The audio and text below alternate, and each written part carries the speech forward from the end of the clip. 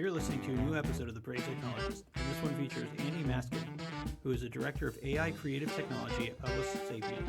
He's a generative AI SME in both theory and practice, with a current focus on agentic marketing applications.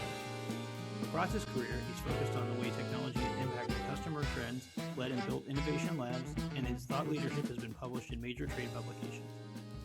In this episode, we discussed brand visibility in AI as the metric to watch this year. Why they're no longer asking, do we rank on Google, but have shifted to, does our brand show up when we use ChatGPT? A breakdown of what the MCP model context protocol is in plain English and how it enables AI agents to talk to each other using natural language, and why agentic AI fails without clean data and why companies need to avoid plugging in AI into unmodernized systems. And now for this week's episode of The Brave Technologist.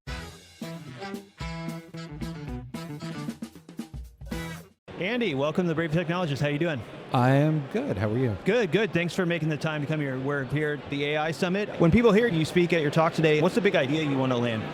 So the panel I'm on is about AI and creativity. And I think one of the key things that I deeply believe in, and a lot of people at Publicis in general believe in, is that AI will never replace great work, or the role of humans in great work. Yes, there's going to be a lot of automation. Yes, there's going to be a lot of disruption. Yes, we have to disrupt ourselves and learn new skills and think about the way creativity is executed.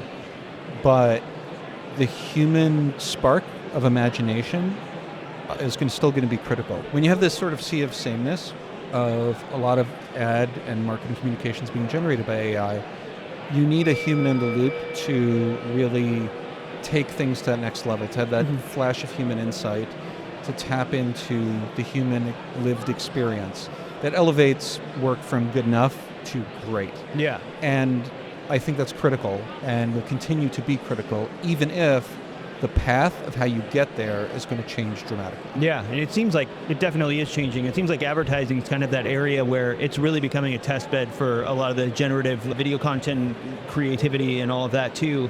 You know, you've been at this intersection of technology and creativity and consumer behavior for many years. What's the biggest shift you're seeing in how people expect brands to show up in an AI-powered world? Well, it's interesting. I don't think that the general population, the sort of average consumer, cares a ton about what's going on with AI in terms of marketing, because the end assets that they see are still videos and they're still images, and there's, it's the same assets that they're used to seeing.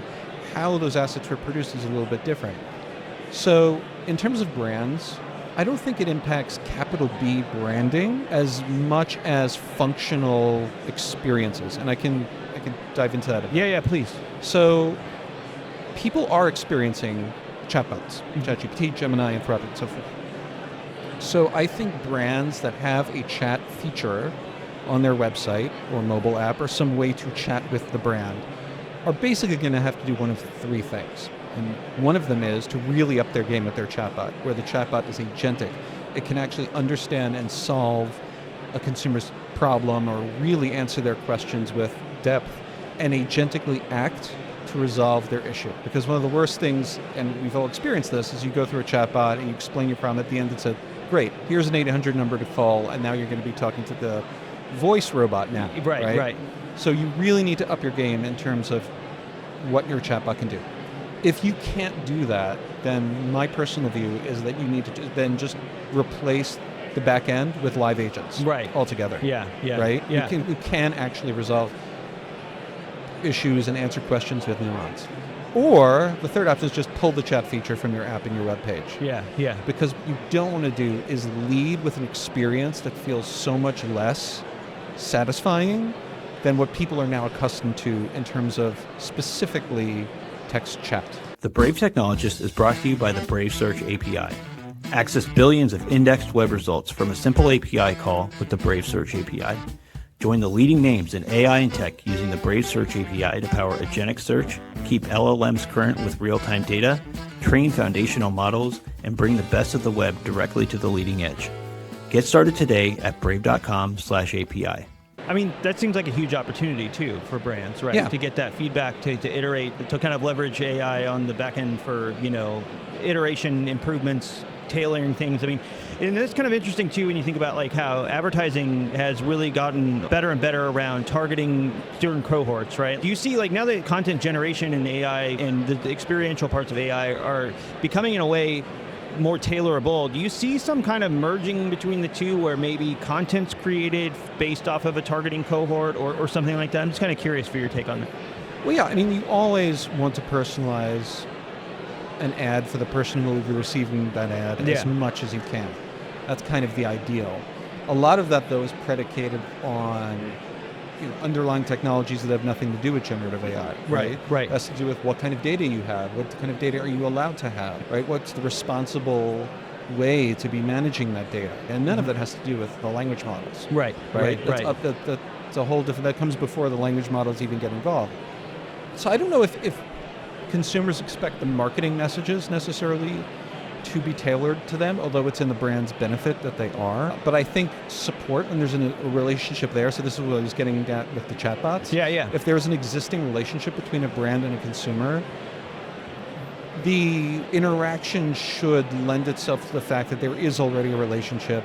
You did call last week. There's a history. There's a history, and the bot or the interaction point knows that history. Yeah. So you cut through having to repeat yourself 5 times, first to the robot, and then to a person, and then to another person, and so forth. Yeah. To your point, there's enormous opportunity for much, much better consumer experiences of brands. But you need to actually deliver a really good experience. Right. You need to deliver. There's an opportunity for it. Yeah. And you can seize that opportunity. Yeah. Or not. But what you can't do is stand pat with your existing chatbot. Yeah. Right? You need to deliver a really good customer experience that's optimized, that's agentic, that can resolve their billing problem by going into the billing system and resolving their billing problem right there before having to transfer you to 5 or 6 different people. That's a pleasant experience. Yeah. And that's the experience of the future.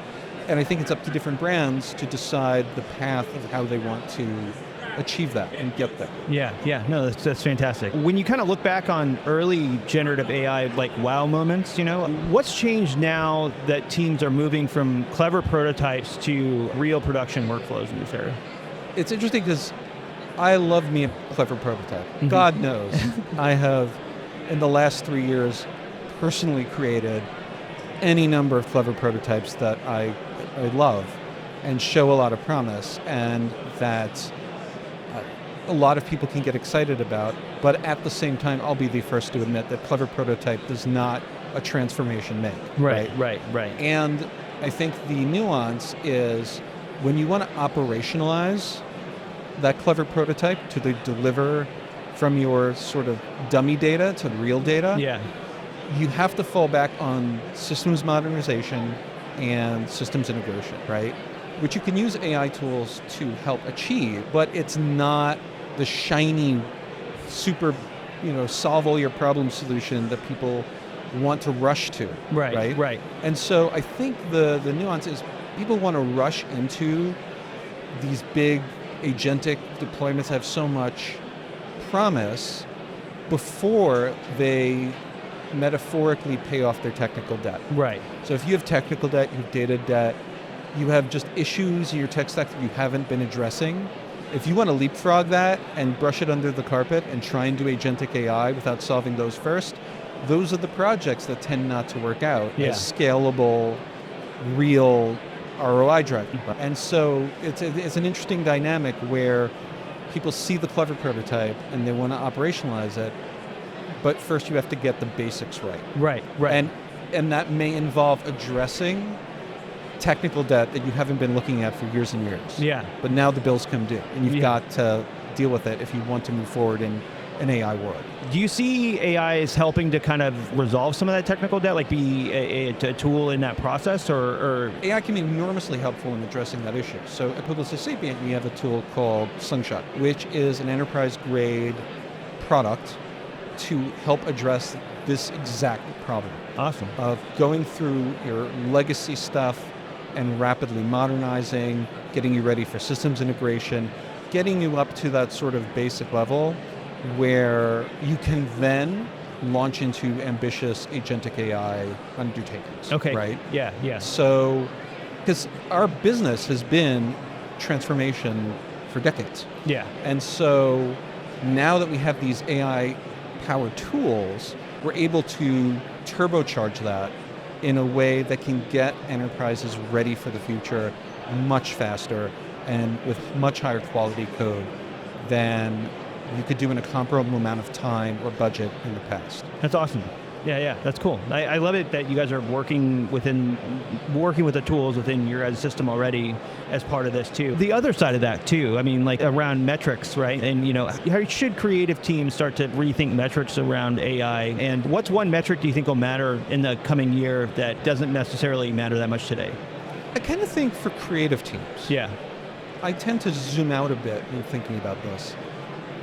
At the end of the day, the metric is business results. It's moving product off the shelf. Right. It's selling your services. It's ROI. Yeah. Like, will a company bring in more money than it's spending? And how does it return value to its shareholders?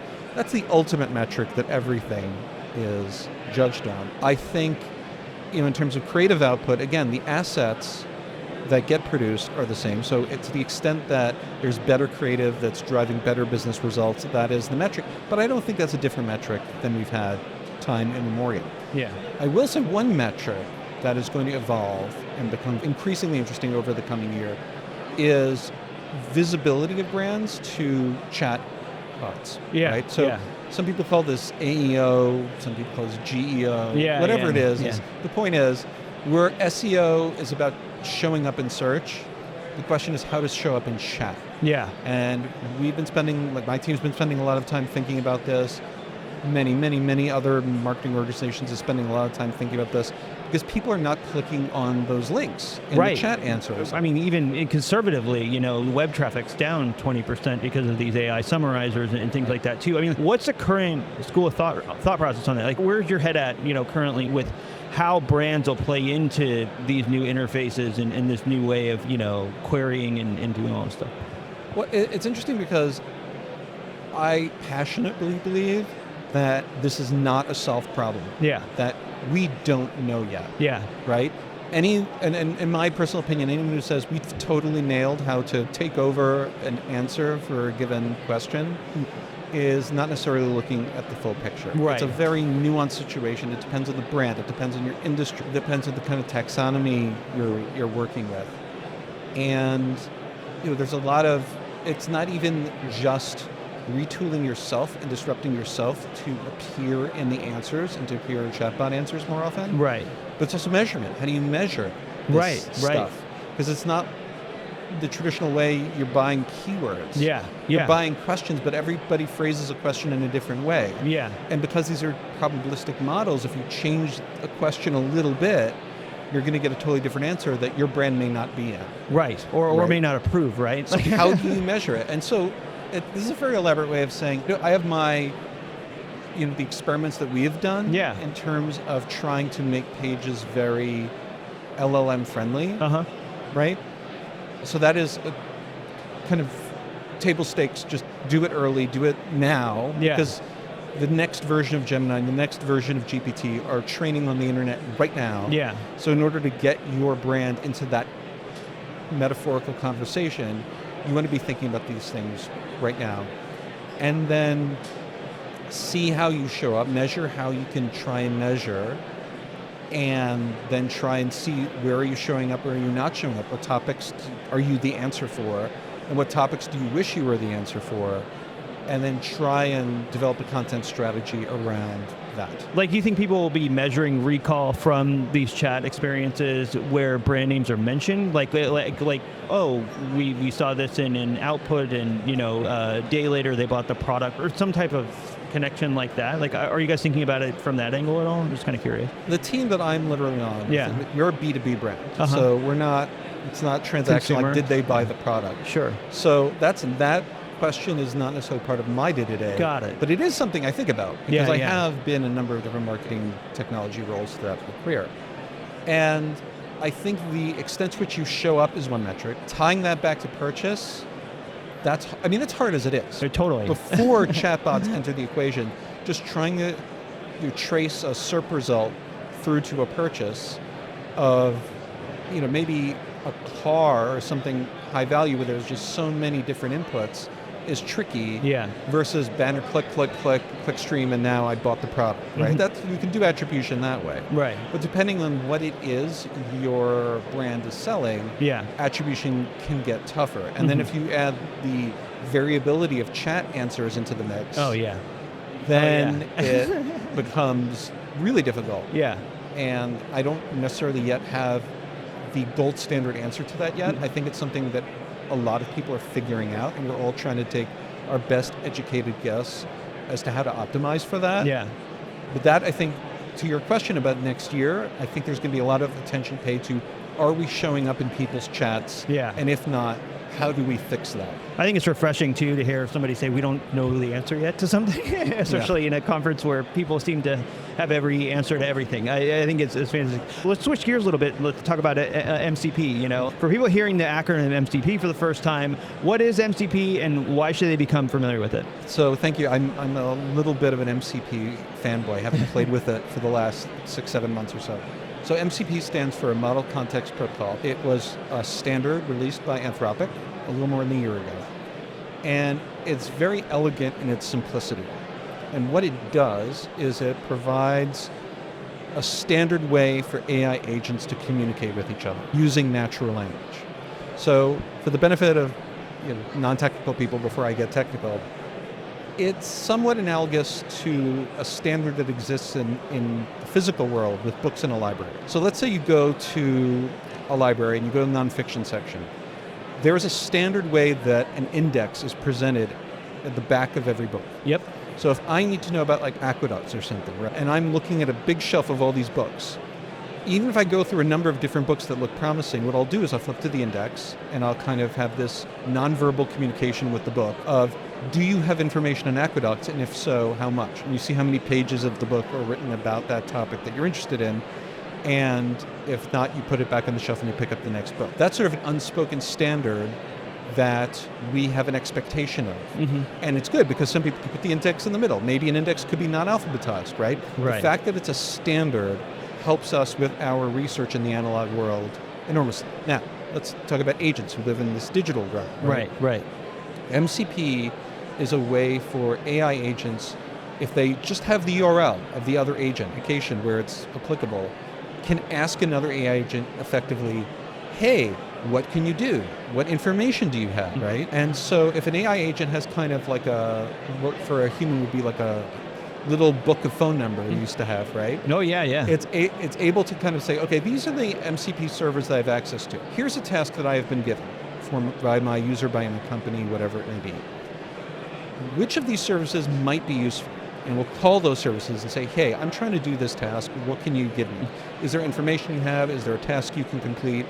Like breaking a task into subtasks and then calling different AI agents using MCP to accomplish that task. And I had an incredible aha moment around this earlier this year where I was doing one of my prototypes and I set up an MCP server and then I went over to ChatGPT and I had ChatGPT call my MCP server with a question. And I'm looking at the logs of what ChatGPT is sending and what my server's answering back.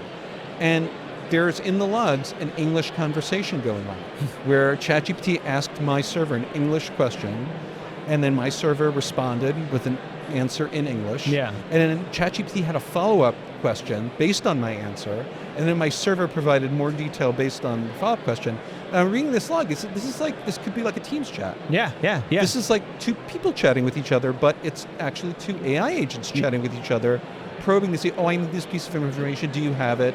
And all of that is enabled by MCP. That's awesome. And that is why I love MCP, and it opens up so many possibilities for different AI agents, either communicating externally or MCP or AI agents using MCP to communicate with each other within the walls of an organization. About, can you resolve this? What do you have? What information do you have here? And using semantic natural language and situational awareness of whatever the task is to accomplish things. And it's auditable, right? Like you're saying. It's completely audible. You get the whole logs. Yeah. I'm still in that phase of wonder when I see robots talking to each other in English, right? Like, why did they phrase a question a certain way? Right. What was their reasoning? Yeah. And then what was the reasoning on my side Yeah. with my LLM Yeah. that I'm using the API for of answering the question in a particular way? Yeah. I'm still in that phase where it feels like magic. So I'm really bullish on MCP as a technology that will help accelerate the adoption of AI agents.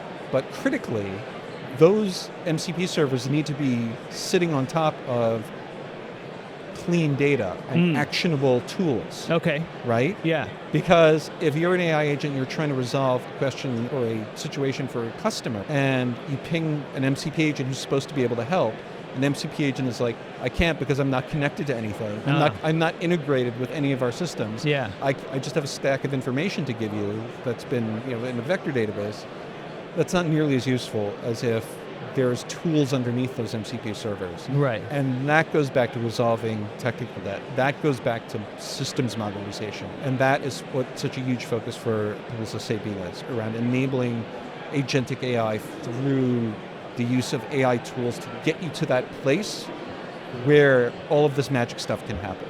That's such a great breakdown too. Because you hear people talk about, okay, you'll have agents managing agents and you have these kinds of like workforces or whatever, but it's a great way that you kind of broke down MCP so that, these are the ways that this will kind of happen, right? Like within these standards. So there is a spectrum of views kind of around agentic AI that everything from it'll change everything to it's a hand-wavy hype cycle kind of thing. Based on what you're seeing, how disruptive do you think it'll actually be? And how long will it take, if you had to predict, like what timeline would that take for it to become like effective? Well, I think that it's going to be an incredibly big deal. It's going to be profoundly transformative. But to our point earlier, I think it feels like a hype cycle. Yeah. Because people jump at trying to implement it without getting the basics right first, without getting their tech debt sorted out.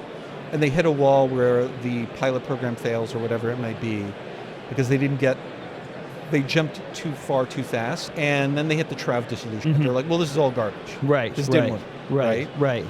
Without going about it in a methodical way of really assessing your landscape, coming to terms with what you need to get sorted out, and then implementing that. So I think in terms of adoption, it's going to vary on how much technical debt you're carrying. Yeah. You have large, vast organizations that may still have COBOL lying around, right? Right. I mean, my team is very fortunate. We don't have a lot of legacy code within the marketing group that's holding us back from doing lots of sort of activating AI capabilities within our team globally. So that's good, but I know we're fortunate in that regard. I know a lot of organizations are not. And Publicis Sapient more generally exists in part to help them get to that place where they can achieve that. So I don't think there's going to be, wow, now everybody's ready kind of moment next year. Yeah. I think it'll be more similar to like past cycles, like say the web. Yeah. Right? Yeah. Some companies were ready to do website tomorrow. Some companies really had to get their act together before they put up like an e-commerce site. Right. Like if you were going to move back in the late 90s, if you were going to move into e-commerce, you had to get your factories straightened out, your supply chain, all of this non-digital stuff you had to do before you could sell one widget online. Right? And if you try to open a website and say, hey, these are our products, they're great, but you can't buy them, you have to walk to one of our stores, not nearly as effective as e-commerce right then and there. Yeah. And so it's a difference of where are you in your maturation as a company? And there's a spectrum of that. And so I think it'll be a slower evolution where agentic you wake up one morning and suddenly lots of people are using agentic very effectively in their industries, in their organizations, rather than a big bang like, oh, now it all works for every company. Right.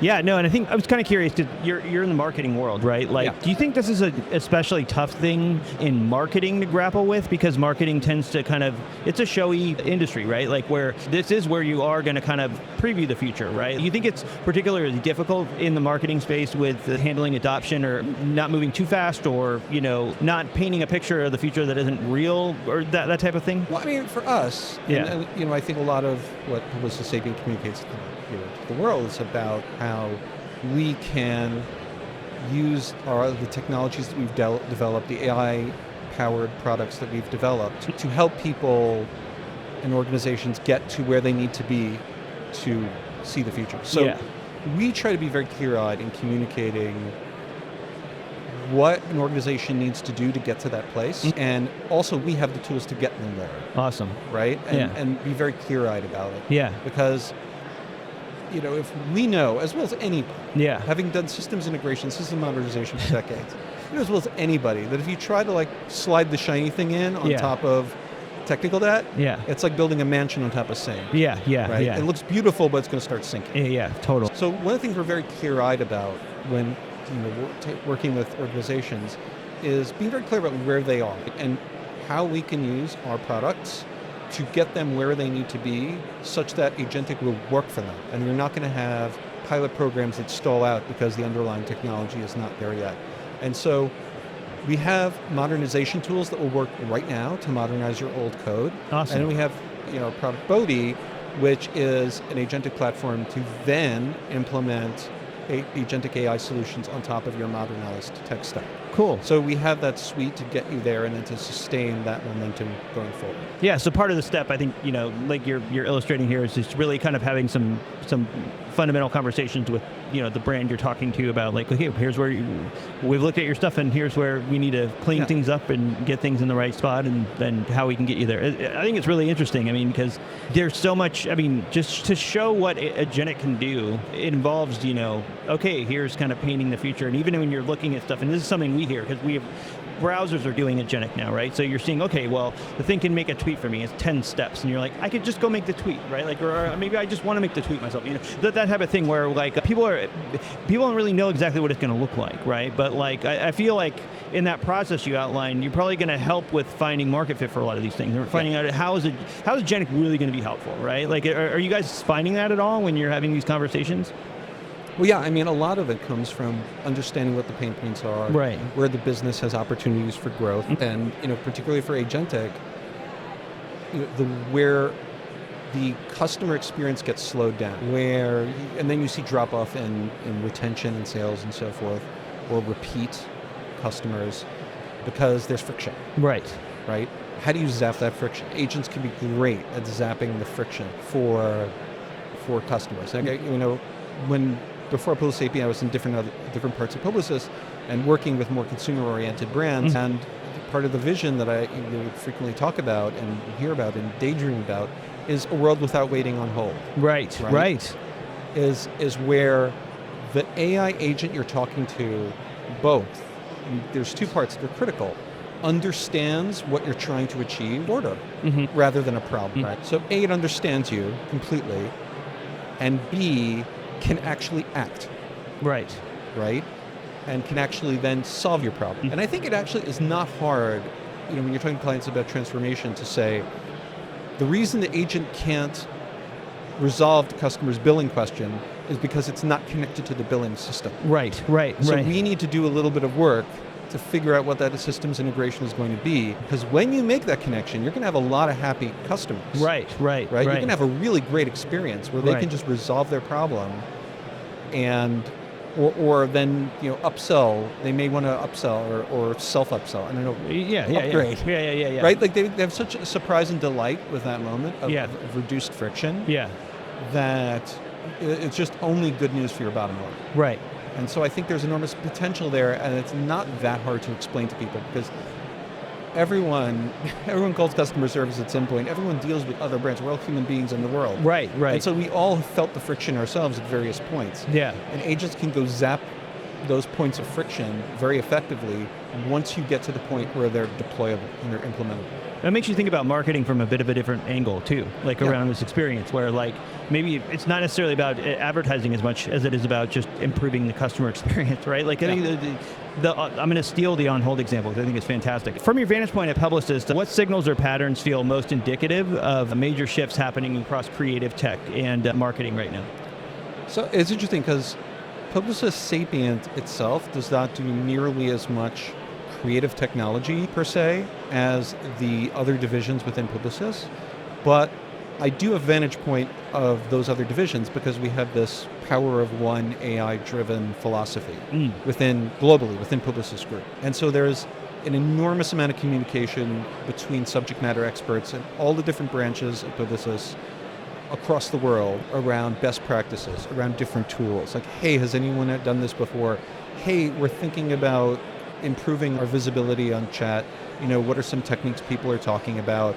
We use this vector database or that vector database, what performs better? All sorts of technical stuff and more business logic stuff. Common problems that in different ways different clients face. And there are clients that we serve along with other branches of Publicis. It's sort of a power of one proposition. Yeah. So there's enormous collaborative thinking and enormous yes and happens Right. when you have so many experts who can communicate with each other so fluidly that it gives me a view as to how much creative problem solving is happening globally throughout the network, and has been enormous value to me personally in solving some of the technical questions and I've been able to supply perspectives to other people in the network of subject matter experts. And so there's a certain amount of, through the types and variety of questions that are coming up as clients transform, that is the way that I experience the transformation happening in marketing. Awesome. Because just by virtue of the type of questions people ask, you get a sense of like, oh, they're really future forward. Like they're really going out into the bleeding edge of what's possible here. Right. And that inspires me. And then likewise, things that I experiment with can inspire other people who may be working with clients on a totally different thing. Yeah. So it's that shared expertise and the type of questions, really, that's what gives me the sense of how fast this is moving and how much change is happening. Yeah, and a lot of these problems, I mean, with the dimension that AI adds to everything, like whether it's a consumer problem or a B2B problem, a lot of the issues are similar, right? Like where, okay, like you want to tap into this data set, but you want to make sure that this set of data doesn't kind of get into the pool, right? Like that types of thing. So I think that's a really, really great perspective. I appreciate you kind of making the time for all this. I'm sure people want to kind of follow along with what you all are doing. Where would you recommend that they take a look in, and where can they find you online? Well, I'm on LinkedIn. Okay, cool. Andy Maskin, ANDYMASKIN. There's only one of me, as far as I know, on LinkedIn. And then Publicis Sapient is publicissapient.com. Cool. It's funny, I was talking to somebody and they didn't know. I've come to pronounce Publicis as Publicis because it's a French company and we all just refer to it by the French name. But I was talking to somebody who said, "Oh, Publicis." Yeah. Like, sure. It's fine. That's awesome. Somebody at publicissapient.com if you need help with the spelling. And that's where we have all our products and our AI thought leadership and all that great stuff. Awesome. Well, Andy, thank you so much for taking the time today. A really great conversation. Folks, check him out on LinkedIn. And yeah, really appreciate it. Love to have you back too to talk about some of this in the future. All right. Thanks, man. All right. Thanks a lot. Thanks for listening to the Brave Technologist podcast. To never miss an episode, make sure you hit follow in your podcast app. If you haven't already made the switch to the Brave browser, you can download it for free today at brave.com and start using Brave Search, which enables you to search the web privately. Brave also shields you from the ads, trackers, and other creepy stuff following you across the web.